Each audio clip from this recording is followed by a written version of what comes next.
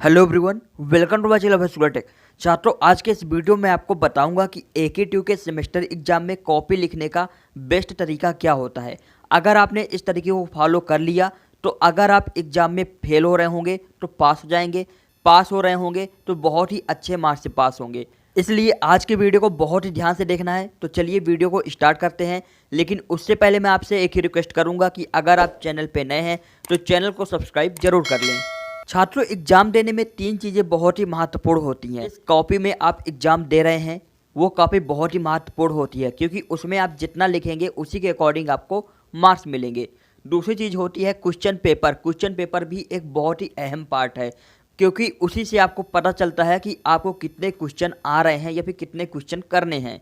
तीसरा होता है आपका माइंड, कि आपने जितना भी सिलेबस पढ़ा है उसका कितना परसेंट आपके माइंड में है, कितना आपको याद है। छात्रों, सबसे पहले हम बात करेंगे उस कॉपी की जिसमें आपको पूरा पेपर देना है।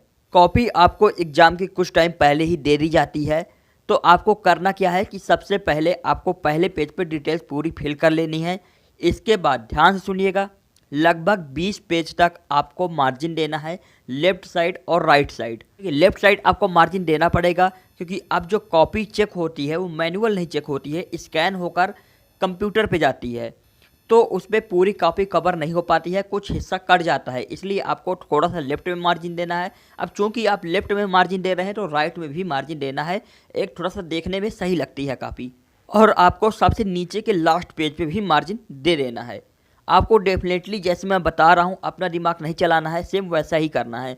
आपको लेफ्ट साइड मार्जिन देना है, जितना गैप आपने लेफ्ट साइड किया है उतना आपको राइट साइड में भी गैप करना है, और नीचे की लास्ट लाइन में आपको एक मार्जिन और लाइन कर देनी है। ये आपको 20 पेज तक या 10 पेज तक कर लेना है। अब बात करते हैं क्वेश्चन पेपर की। जब हमें क्वेश्चन पेपर मिलता है तब हमें पहला क्वेश्चन देखकर ही आंसर लिखना स्टार्ट नहीं करना है। जैसे हमारा पॉइंट नंबर 1 स्टार्ट होता है और मैं 10 पॉइंट तक आप लोग को सजेस्ट करूंगा। देखिए, पॉइंट नंबर 1, सबसे पहले आपको क्वेश्चन पेपर के तीनों सेक्शन को बहुत ही अच्छे से देखना है, उसके एक एक क्वेश्चन को रीड करना है। पॉइंट नंबर 2, फिर आपको यह देखना है कि सबसे ज़्यादा क्वेश्चन आपको किस सेक्शन से आ रहे हैं। मान लीजिए बात करते हैं बीटेक के अकॉर्डिंग सेक्शन ए की, तो सेक्शन ए में मान लीजिए आपको 10 क्वेश्चन करने हैं, लेकिन आपको एक्यूरेसी के साथ 40% क्वेश्चन आ रहे हैं। बात करते हैं सेक्शन बी की। सेक्शन बी में मान लीजिए आपको 5 क्वेश्चन करने हैं, लेकिन एक्यूरेसी के साथ आपको 60% क्वेश्चन आ रहे हैं। अब बात करते हैं सेक्शन सी की। सेक्शन सी में मान लीजिए आपको 3 क्वेश्चन करने हैं, लेकिन 80% क्वेश्चन ऐसे हैं जो एक्यूरेसी के साथ आप कर सकते हैं। तो इनमें से सबसे पहले आपको सेक्शन सी करना है, फिर आपको सेक्शन बी करना है, और लास्ट में आपको सेक्शन ए करना है। पॉइंट नंबर 3 में टाइम मैनेजमेंट की बात कर लेते हैं कि किस सेक्शन को आपको कितना समय देना है। देखिए, जो सेक्शन बी और सेक्शन सी होता है वह आपके लिए बहुत ही महत्वपूर्ण होता है, क्योंकि सबसे ज़्यादा मार्क्स इन्हीं से आते हैं आपके। और जो सेक्शन ए होता है उसमें आपको 10 क्वेश्चन करने होते हैं या फिर 7 क्वेश्चन करने होते हैं, जिसमें आपके एक क्वेश्चन 2 मार्क्स का होता है। तो ज़्यादा से ज़्यादा 14 नंबर आपको मिल पाएंगे जब आपके 100% एक्यूरेसी होगी। तो आपको सबसे कम समय देना है सेक्शन ए में।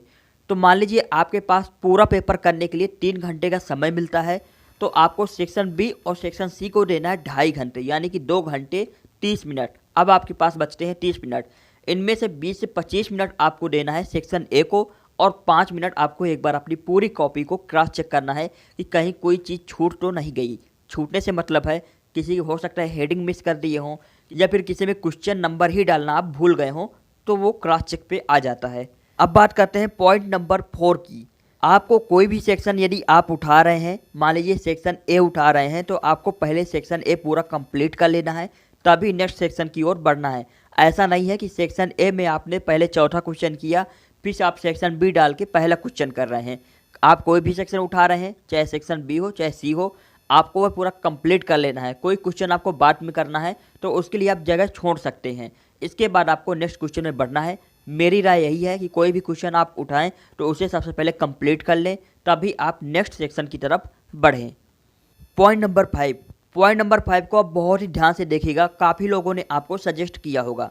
कोशिश करिए कि शुरुआत की जो भी सेक्शन आप कर रहे हैं, मान लीजिए पहले आप सेक्शन ए कर रहे हैं या फिर सेक्शन बी कर रहे हैं या फिर सेक्शन सी कर रहे हैं, तो उस पूरे सेक्शन में आपकी प्रेजेंटेशन बहुत ही अच्छी होनी चाहिए।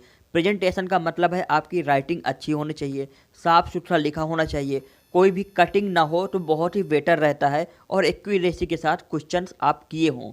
ये एग्जामिनर की माइंडसेट के साथ खेलता है, यानी कि शुरुआत की अगर आपकी प्रेजेंटेशन अच्छी होती है तो बोलते हैं first impression is the last impression. तो उसी के अकॉर्डिंग आपकी पूरी कॉपी की मार्किंग होती है, इसलिए शुरुआत का जो पहला सेक्शन आप उठाएं वो बहुत ही महत्वपूर्ण होता है, उसकी प्रेजेंटेशन आप बहुत ही अच्छी रखें। पॉइंट नंबर 6, आप किसी भी सेक्शन को कर रहे हैं, मान लीजिए आप पहले सेक्शन को उठाएंगे तो नए पेज से ही करेंगे, लेकिन दूसरे सेक्शन को अगर आप उठा रहे हैं तो हमेशा नए पेज से ही स्टार्ट करें। मान लीजिए जो पहला सेक्शन आपका एंड हो रहा है उसमें आपका आधा पेज बचा हुआ है, तो वहीं से आपको दूसरा सेक्शन स्टार्ट नहीं करना है, नए पेज से स्टार्ट करना है। अब क्वेश्चन के केस में क्या होता है कि अगर आपकी आधी कॉपी बची हुई है तो वहीं से क्वेश्चन आप स्टार्ट कर सकते हैं नया, लेकिन नीचे की 2 से 3 लाइन आपकी बची हैं तो उसमें आपको नए पेज से ही क्वेश्चन स्टार्ट करना है। अब जो आखिरी के 4 पॉइंट है उसमें मैं आपको बताऊंगा कि कॉपी में क्वेश्चन किस प्रकार से लिखना है, तो यहाँ से भी बहुत ही इंपॉर्टेंट हो जाता है यह वीडियो। तो अगर अभी तक आपने थोड़ा बहुत स्किप कर दिया है, अब आपको बिल्कुल भी स्किप नहीं करना है। तो चलिए बात करते हैं पॉइंट नंबर 7 की। देखिए, आंसर लिखने के लिए पेन का भी रोल बहुत ही महत्वपूर्ण होता है। इसमें आपको 2 तरह के पेन का यूज करना है और एक स्केच का यूज करना है। आपको ब्लैक डॉट पेन का यूज करना है एक, और दूसरा आपको ब्लू डॉट पेन का यूज करना है। जेल का यूज बिल्कुल भी मत करें। और स्केच में आपको ब्लैक या फिर ब्लू स्केच का यूज करना है। थोड़ा सा उसकी जो निप हो वो पतली हो, बहुत ज़्यादा मोटी ना हो, ये बात को आप ध्यान रखें। तो अब बात करते हैं पॉइंट नंबर 8 की। अभी तक का सबसे महत्वपूर्ण पॉइंट यही है। इस पॉइंट में आपको बताऊंगा कि आपको कॉपी लिखने की स्टार्टिंग कैसे करनी है, किसी भी क्वेश्चन का आंसर आपको किस प्रकार से लिखना है जिससे आपके बहुत ही अच्छे मार्क्स आ सकें। तो सबसे पहले आपको कॉपी के टॉप पर सेक्शन लिखना होगा। सेक्शन ए कर रहे हैं तो सेक्शन ए, सेक्शन बी कर रहे हैं तो सेक्शन बी, सेक्शन सी कर रहे हैं तो आपको सेक्शन सी लिखना है। और यह आपको ब्लैक या फिर ब्लू स्केच से ही लिखना है ताकि प्रेजेंटेशन देखने में अच्छी लगे और हाईलाइट हो सके। और उसके नीचे आपको अंडरलाइन कर देनी है। फिर इसके नीचे के पॉइंट में अगर आप थ्योरी का एग्जाम दे रहे हैं तो आपको आंसर नंबर 1 का ए, 1 का बी, 1 का सी जो भी है वह आपको लिख देना है। यह भी आपको स्केच से ही लिखना है या फिर चाहे तो ब्लैक डॉट पेन से आप लिख सकते हैं। इसमें भी आपको अंडरलाइन दे देनी है। इसके बाद उसके नीचे की लाइन में आपको लेफ्ट कॉर्नर पे हेडिंग डालनी है। मान लीजिए आपका क्वेश्चन है व्हाट इज डिजिटल मार्केटिंग, तो आपको केवल डिजिटल मार्केटिंग लिख देना है ब्लैक पेन से और अंडरलाइन कर देनी है। और उसके नीचे वाली लाइन से आपको आंसर लिखना होगा। देखिए, बहुत से लोग एक और फॉर्मेट चूज करते हैं कि सबसे पहले क्वेश्चन नंबर 1 डालते हैं, क्वेश्चन को पूरा उतार लेते हैं, फिर आंसर नंबर 1 डालते हैं, फिर हेडिंग डालते हैं, फिर आंसर लिखते हैं। तो पूरी तरीके से यह गलत फॉर्मेट है, क्योंकि क्वेश्चन पेपर आपको इसीलिए लिख दिया जाता है कि आपको नोट ना करना पड़े। और अगर आप क्वेश्चन उतारते हैं तो उसमें आपका समय बहुत ज़्यादा व्यर्थ होता है। तो आपको इन सब चीज़ों से बचना है।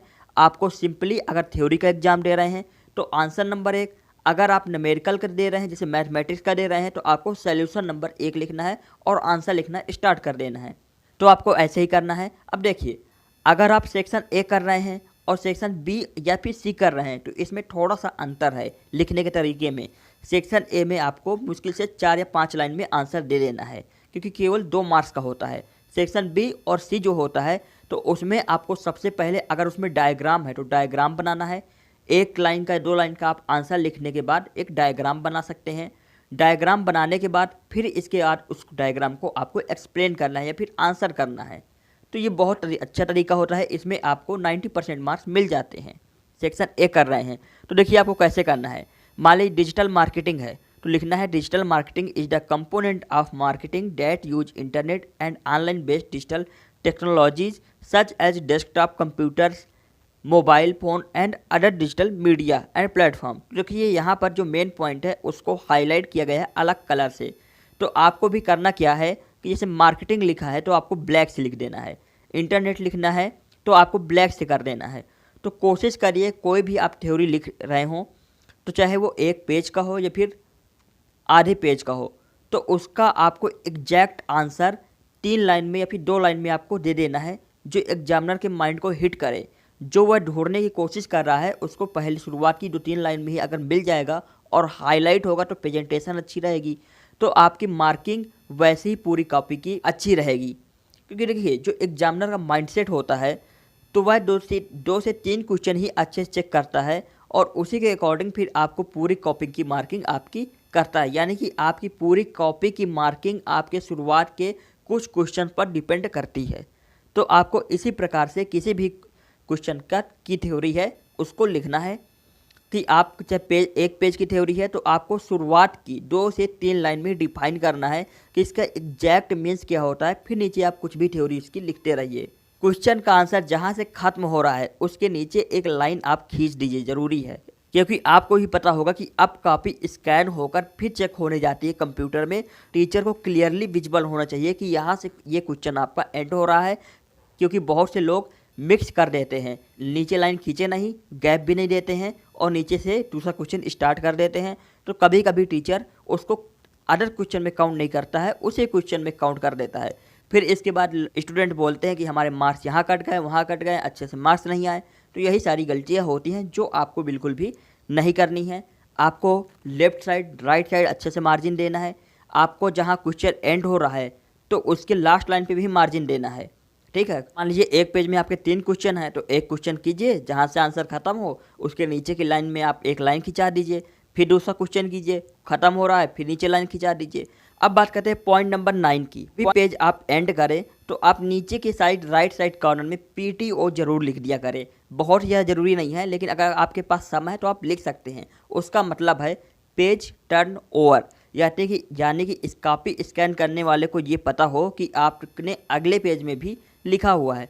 सबसे ज़्यादा ये महत्वपूर्ण कहाँ रखता है, तो आप ध्यान दें कि जो भी क्वेश्चन कर रहे हैं और आपका आधा पेज खाली है और नेक्स्ट पेज से आपको स्टार्टिंग करनी है नेक्स्ट सेक्शन की, तो आप वहाँ पर पेज टर्न ओवर कॉपी में ज़रूर लिख दें। जहाँ पर स्पेस है कहीं भी आप लिख सकते हैं, बड़ा बड़ा लिख सकते हैं, ताकि उसको पता चल सके कि आपने आगे पेज में भी क्वेश्चन किया हुआ है। ये भी बहुत ही इम्पोर्टेंट पॉइंट है।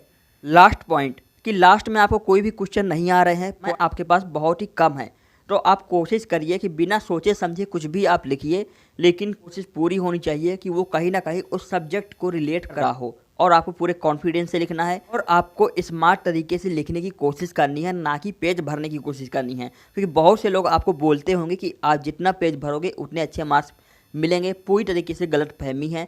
आपको 16 पेज भरने में भी आपको 70 में से 60 मार्क्स मिल सकते हैं, और अगर आप 30 पेज भी भरते हैं तो हो सकता है आप फेल हो जाएं, पास ही ना हो सकें। इसलिए जितने भी मैंने आपको पॉइंट बताए हैं आपको डेफिनेटली बिना सोचे फॉलो करना है। एक एक पॉइंट ऐसा है जो एग्जामिनर से मैंने खुद पूछकर बनाए हैं। तो फिलहाल आज के वीडियो में बस इतना ही। कोई भी डाउट आपका हो तो हमसे इंस्टाग्राम में आप कभी भी पूछ सकते हैं। रात में 12 बजे 1 बजे भी आप पूछ सकते हैं, आपको रिप्लाई दिया जाएगा। टेलीग्राम चैनल को जरूर सब्सक्राइब कर ले। सारे सोशल अकाउंट्स की लिंक आपको हमारे वीडियो के डिस्क्रिप्शन में मिल जाएगी। कोई भी डाउट हो तो कॉमेंट सेक्शन में भी आप पूछ सकते हैं।